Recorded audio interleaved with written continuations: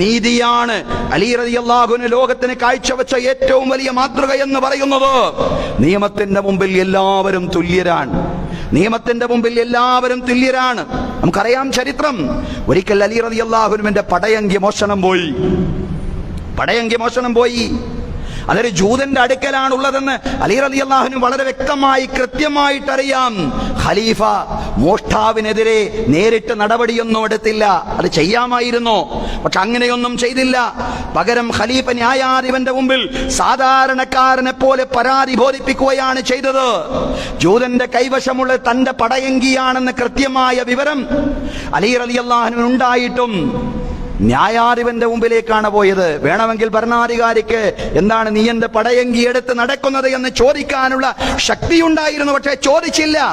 ന്യായാധിപന്റെ അടുക്കലേക്കാണ് പരാതി പോകേണ്ടത് എന്ന ന്യായമായ കാര്യമാണ് അലി റളിയല്ലാഹു അൻഹു ചെയ്തത്. സഹോദരങ്ങളെ, പടയങ്കി തന്റേതാണെന്നും ജൂതൻ അത് മോഷ്ടിച്ചതാണെന്നും തെളിയിക്കാൻ അലി റളിയല്ലാഹുവിന്റെ അടുക്കൽ ബാഹ്യമായ തെളിവുകളൊന്നും ഉണ്ടായിരുന്നില്ല. ആകെയുള്ള തെളിവ് തന്റെ മകന്റെ സാക്ഷ്യമായിരുന്നു, ഹസന്റെ സാക്ഷ്യമായിരുന്നു. അലി റളിയല്ലാഹു അൻഹു നിയമിച്ച കാളിയാണ് കാളി ഷുറൈഹ് പറഞ്ഞു, ഇല്ല, മകന്റെ സാക്ഷ്യം സ്വീകരിക്കൂല. പിതാവിന്റെ കാര്യത്തിൽ കോടതി മകന്റെ സാക്ഷ്യം സ്വീകരിക്കൂല. അങ്ങനെ ജൂതന് നൽകുകയാണ് പടയങ്കി. ജൂതൻ അർഹതപ്പെടാത്ത, അവകാശപ്പെടാത്ത പടയങ്കി.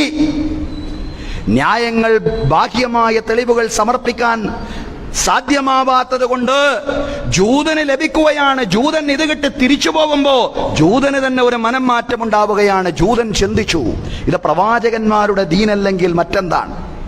ഭരണാധികാരി തന്നെ നിയമിച്ച കാളി ഷുറൈഹ് അദ്ദേഹത്തിന്റെ മുമ്പിൽ പ്രത്യക്ഷമായ തെളിവുകൾ ഇല്ലാതെ വരുമ്പോ ഭരണാധികാരിക്കെതിരെ വിധിക്കുക, ഇത് പ്രവാചക മതത്തിലല്ലാതെ കാണുക സാധ്യമല്ല. അങ്ങനെ അദ്ദേഹം ഷുറൈഹിന്റെ കോടതിയിലേക്ക് തിരിച്ചു പോവുകയും പടയങ്കി ഏൽപ്പിക്കുകയും ചെയ്തു എന്ന് മാത്രമല്ല, അദ്ദേഹം ഇസ്ലാം സ്വീകരിച്ചു എന്നുള്ളതാണ് ചരിത്രം.